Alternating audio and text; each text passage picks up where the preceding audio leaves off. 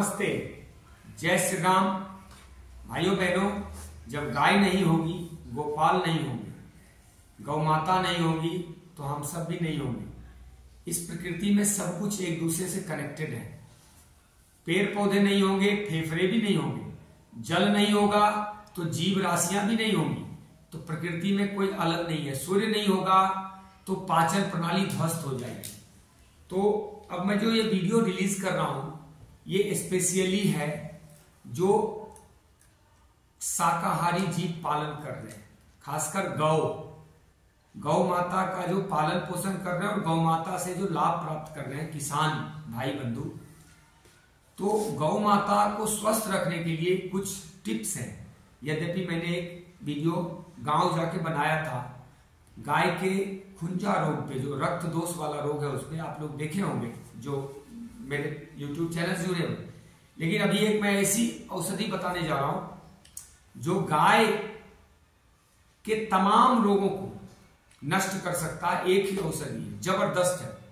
आप प्रयोग करके देखिए, मात्र 7 डेज, 7 दिन, 1 सप्ताह, एंड सी द रिजल्ट। मित्रों, किसान और पशुधन एक दूसरे के पूरक है। पशुओं से प्राप्त गोबर खाद का काम करता है, उनके यूरिन से फेनाइल बनता है, गोनाइल बनता है और कीटनाशक तैयार होते हैं। गाय के दूध से पैसे आते हैं, मिठाइयां बनती है, फिर दही, घी, पनीर, मक्खन, मिठाई, चाय इत्यादि बहुत सारी चीजें बनती है। और यदि गाय स्वस्थ नहीं होगा तो किसान के पास न्यूट्रिशन भी नहीं होगा और धन भी कम होगा।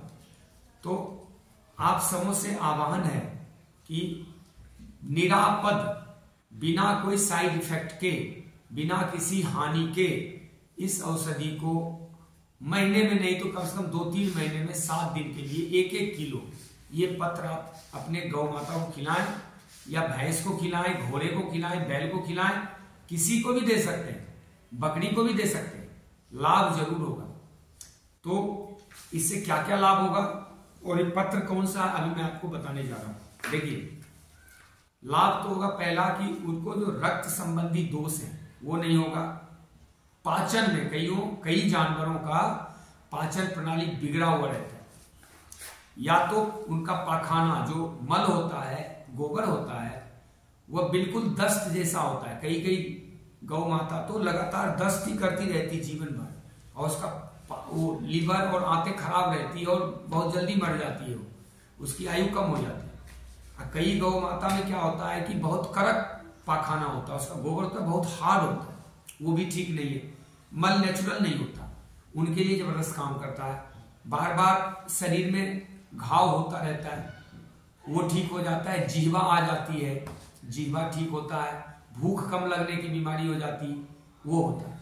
अच्छा, पहले क्या होता था कि खेत खलिहान थे, जब गेहूं कट जाता था तो गौ माता को खुला छोड़ दिया जाता, भैंस को या घोड़े को, बकरी को, ताकि वो चर ले। तो उसमें तमाम जड़ी बूटी, औषधि या गुण वाली चीजें वो चर के अपना पोषण करती है। उसका जो दूध होता था, वही दूध वास्तव में औषधि है। अभी जो बंधी हुई पशुओं का दूध है वो तो दूध ही नहीं, वो तो स्वास्थ्य के लिए बिल्कुल ही बेकारी है। जिस गाय के गले में झूला नहीं है, जिसके कंधे नहीं है, पुट्ठा जो होता है वो नहीं है, और जो गाय घास न चरती हो, धूप स्नान नहीं करती हो, चलती फिरती नहीं हो, दौड़ती भागती नहीं हो, और जो झरने का पानी न पिए, यानी 5 तत्व से जो शरीर बना हुआ है, उस 5 तत्व का तालमेल ही गड़बड़ हो, उस गौ माता का दूध पीने लायक नहीं होता। ये भैंस का वो दूध तो विषैला हो जाता है, क्योंकि अनाज खिला रहे हैं उसको, लिक्विड पिला रहे हैं, केमिकल चीजें उसके शरीर में ठूस रहे हैं, और इंजेक्शन देके उसका दूध निचोड़ रहे हैं। तो इंजेक्शन क्या करता है, हार्मोन को स्टिमुलेट करता है, खून को फाड़ देता है, और खून को फाड़ के दूध में कन्वर्ट कर देता है, और जबरदस्ती उसके थन में दूध आता है और वो टाइट हो जाता है थन, फिर उसको निचोड़ते हैं।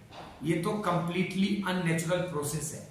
ऑक्सीटॉक्सिन इंजेक्शन डालते हैं उसके इस पे पीछे हिप के ऊपर, और वही ऑक्सीटॉक्सिन इंजेक्शन लौकी में, घिया में, या सब्जियों में, भिंडी में, तोरी में डाल देते हैं, ताकि रात भर में ही कई लौकियां उससे पैदा हो जाती है और बढ़ भी जाती है।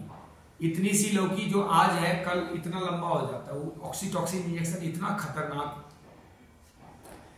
तो अगर ये काम कर देते हैं, एक मैंने वीडियो डाले थे उसमें मैंने हल्दी, अदरक, जामुन का सिरका, लहसुन, नींबू और गुड़ इसका प्रयोग बताया था कैसे इमीडिएट ठीक करना है गौ। दूसरा प्रयोग आज बताने जा रहा हूं। यद्यपि इसके साथ और पत्र भी दिए जा सकते हैं, लेकिन ये अद्भुत है। ये देखिए, ये 3 पत्र है। इसको बिल्व पत्र कहते हैं, बहुत सारे बेल पत्थर कहते हैं। यद्यपि वो बेल पत्र है, पत्थर नहीं होता। पत्र को पत्थर बोलते हैं हरियाणा, राजस्थान में, पंजाब, दिल्ली में बेल पत्थर। वास्तव में वो बिल्व पत्र है, बेल का पत्ता, शुद्ध हिंदी में बेल पत्ता। तो ये बेल पत्ता जो है विषनाशक है, खून को साफ करती है, लीवर को अच्छा बनाती है, उनकी आंतों को सफाई करती है, आंतों को स्वस्थ बना देती है, हार्मोन बैलेंस करती है, दूध को औषधीय बना देती है। अगर ये आप प्रयोग करवाते हैं तो आपका दूध भी औषधीय हो जाएगा। दूध में तत्व बढ़ जाएंगे, विटामिन्स बढ़ जाएंगे, प्रोटीन फैट कंटेंट्स बढ़ जाएंगे, और दूध वो खाएंगे, दही खाएंगे तो आपको लाभ भी होगा। तो करना क्या है, 7 दिन तक 1 से 1.5 किलो। अब 1 किलो के लिए जिस गौ माता का शरीर औसत है, नॉर्मल है, उसको 1 किलो पत्ता दीजिए, और जिसका भारी शरीर है उसको 2 किलो दीजिए, और जिसका मीडियम शरीर है उसको 1.5 किलो दीजिए। इसी प्रकार घोड़े को दे सकते हैं, भैंस को 2 से 3 किलो पत्ता दीजिए, और बकरी को आधा किलो बहुत है, पाव भर भी देंगे तो बहुत है। बकरी तो ऐसे भी घास फूस चर लेती है, लेकिन गौ माता सबसे ज्यादा पीड़ित है और उसको नहीं मिलता। अगर आप 7 दिन गाय को बेल पत्र खिला देते हैं 1-1 किलो भी प्रतिदिन, और ये कोई कठिन कार्य नहीं है। उसके डंठल को काट दीजिए ठंड के दिनों में, और सामने रख देंगे तो कांटा छाट के गाय अपने आप खा लेती है। या फिर पत्ता तोड़ लें ताकि टहनी ना काटना पड़े, और पत्ता तोड़ के 5-7 दिन दे दें। और जो बीमार होती है उसको तो जरूर दें। इतना अद्भुत है ये, इतना अद्भुत है कि बस क्या बताएं। आप इसका लाभ देख के दंग रह जाएंगे। और ये एक तरह से चमत्कार का काम कर सकता है जो ग्रामीण अर्थव्यवस्था उसके लिए। बेल का 1-2 पेड़ लगा लो, गांव में तो तमाम जमीन पड़े रहते हैं। चैत्र महीने में इसका फल आता है, फल खा लो, सालों भर पत्ते रहते हैं इसमें, पत्ता यूज कर लो अपने औषधीय प्रयोग में। अच्छा, गौ माता को ही ना दे, आप खुद भी इसको पीस के मिश्री मिला के पिए। 10 से 12 पत्ते ले लीजिए, इसको सलबट्टे पे पीसिए, पानी मिलाइए, उसको लिक्विड बना लीजिए, मर्जी हो तो छान भी लो, और थोड़ा मिश्री का पाउडर, ताल मिश्री का पाउडर मिला लो और उठा के पी जाओ।